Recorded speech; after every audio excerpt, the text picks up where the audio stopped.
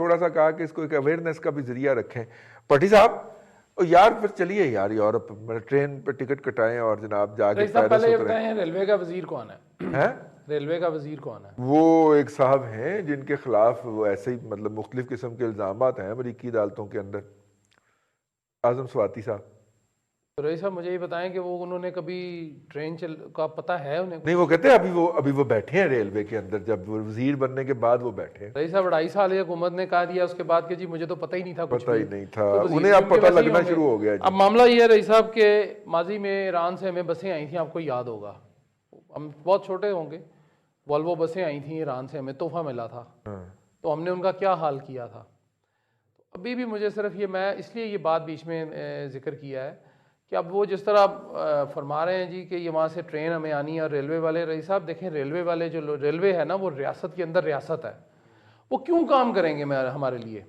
उनको पता है जी कि सुबह 8 बजे आना है, उनका एक नंबर लग जाता है वहाँ पे, हाजिरी लगी, नंबर टांगना, नंबर टांगते हैं जिसको कहते हैं, और शाम को 4 बजे वो नंबर उतार देते हैं कि जी 12-8 घंटे पूरे हो गए, हम वो गए। वो क्यों करेंगे काम रईस साहब? उनको तो काम करना पड़ेगा। अगर ये ट्रेन आ जाएगी, ये जैसे फरमा रहे हैं कि जी हफ्ते में एक ट्रेन कम से कम चलनी चाहिए, वैसे तो रोज चलनी चाहिए। पूरी दुनिया में टर्की जो है वो वाहिद एंट्रेंस है यूरोप की।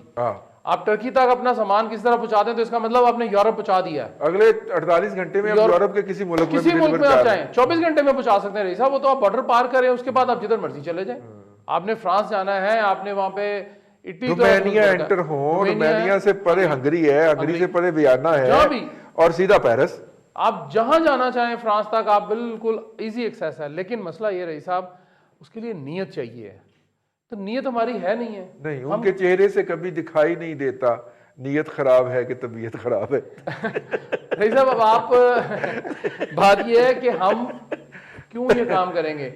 मामला ये है रही साहब कि पूरी दुनिया में जो अमीर तरीन मुल्क हैं वो सारी अपनी जो बारबरदारी है, माल बरदारी है और जो तजारत है वो ट्रेन के जरिए करते हैं। सही। अगर वो सी रूट नहीं होता, अब अमेरिका बहुत बड़ा मुल्क है, मसलन एक ही टाइम के अंदर आप एक कोने से चलें दूसरे कोने तक जाते जाते आपको 12 घंटे की फ्लाइट्स भी गई हैं। सही। लेकिन वो भी ट्रेन का सहारा लेते हैं। टर्की के अंदर देख लें, अब अपने हमसाया मुल्क चले जाएं चाइना, हमसाया मुल्क चले जाएं चाइना, उसके बाद भारत आ जाएं। सही। उनका इतना अच्छा नेटवर्क है और उन्होंने ही बना के, हमें अंग्रेजों ने ही दिया था ये नेटवर्क।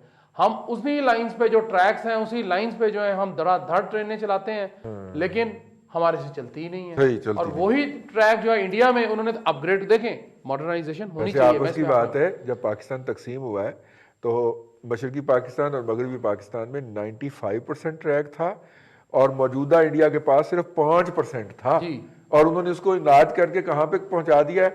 और हमारे यहाँ ट्रैक सुकड़ा है, कुछ बड़ा नहीं है। साहब हमारे असल में ना जी वो चोरी बहुत हो गई।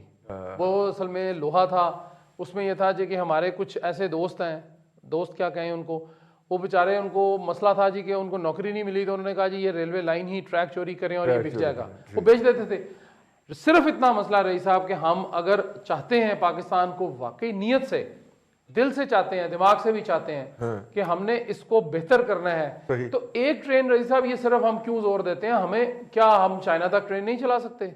क्या हम बाकी मुल्कों में ट्रेन नहीं जा सकती हमारी? क्या हम कोई ना कोई तरीका लगा के पूरी दुनिया तक एक्सेस जहां जहां हम कर सकते हैं? आपने रही साहब अपने मुल्क में ट्रैक बिछाने हैं ना, आपने कोयटा तक ट्रैक बिछाना है ताकि आप वहां से निकल कर ईरान की तरफ चले जाएं। ईरान से आगे कोयटा से आप पार करेंगे तो वो मैंने तो नहीं बिछाना ट्रैक, ट्रैक तो उनका है। तो भाई हम सिर्फ वहां पे गाड़ियों का बंदोबस्त इस तरह कर ले, हम इन बहस में ना पड़े जी कि वो फलां इंजन रईस साहब ने खरीदा था वो ठीक नहीं है, या भट्टी साहब ने खरीदा था वो ठीक नहीं है, खान साहब ने खरीदा वो ठीक नहीं है। हम सिर्फ ये कर लें कि हम एक कमिटमेंट के साथ सारे आ जाएं जी कि हमने ये काम करना है, और ये काम सिर्फ पाकिस्तान के लिए है। तो रईस साहब कोई मुजायका नहीं है, कोई वो दिल्ली कोई दूर नहीं है जी, दिल्ली बहुत करीब है, हम ये कर सकते हैं, लेकिन नीयत चाहिए, नीयत चाहिए। खैर अभी बात हुई अपना अनवर भाई कि चाइना से तुर्की तक ये बेसिकली इनिशिएटिव है, ठीक है ना? ज़ाहिर है वो कुव्वतें जो सी पैक के खिलाफ सरगर्म अमल हैं और दिन रात उसके खिलाफ प्रोपेगेंडा करते रहते हैं, वो तो अपनी जगह पे सरगर्म होंगे भी। हमारे मशरकी हमसाया को भी बहुत तकलीफ है, वो भी सरगर्म होंगे। लेकिन मेरी ये पूछने की बात है कि हवेलियां तक तो ट्रैक है, आगे हम सिर पे चुक के ले जाएंगे कंटेनर? देखें, ये मल्टी मॉडल ट्रांसपोर्ट का जो कॉन्सेप्ट है वो यही है कि चाइना से अगर कार्गो इनिशिएट हो रहा है या और वहां तक ट्रैक नहीं है, और चाइना के अंदर तो ट्रैक है, नहीं हमारा वहां तक नहीं है। हमारा वहाँ तक नहीं है, लेकिन चाइना में काशगर तक ट्रैक आता है और रेगुलरली इवन जो पाकिस्तान में जितना भी कार्गो आता है उसमें से 80% कार्गो जो है वो रेलवे के थ्रू काशगर पहुंचता है और काशगर से फिर सुस्त बॉर्डर तक चाइनीज ट्रक्स लेकर आते हैं और सुस्त बॉर्डर से नीचे इस्लामाबाद लाहौर तक पाकिस्तानी ट्रकों पर कार्गो आता है। अब ये जो कॉम्बिनेशन है, ये इसको सिर्फ कनेक्ट करने की ज़रूरत है, लेकिन हमारे पास कंट्रोवर्सी क्या है? कंट्रोवर्सी ये है कि पाकिस्तान कस्टम जो है उसने आज तक कभी भी ट्रांजिट रूल्स नहीं बनाए।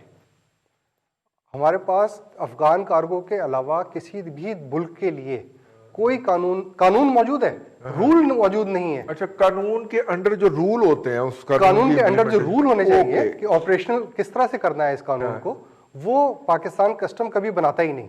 अच्छा, और उस रूल के ना बनने की वजह से आपकी कुछ आपने भी लाहौर चैम्बर के या फेडरेशन के प्लेटफॉर्म से कुछ नहीं दिया उनको सजेस्ट उनके करके? साथ बहुत मरतबा मीटिंगें हुई। लास्ट ईयर हमने डीजी ट्रांजिट पाकिस्तान कस्टम जो है, सुहेल वड़ाइश साहब उस वक्त है ना वहाँ पर डीजी ट्रांजिट होते थे, उनको हमने इनवाइट किया, उनके साथ बात हुई। तो उनके साथ जो आखिरी उन्होंने अल्फाज कहे, वो कहते हैं अनवर साहब अब आप है ना हमें काम पे लगा देंगे।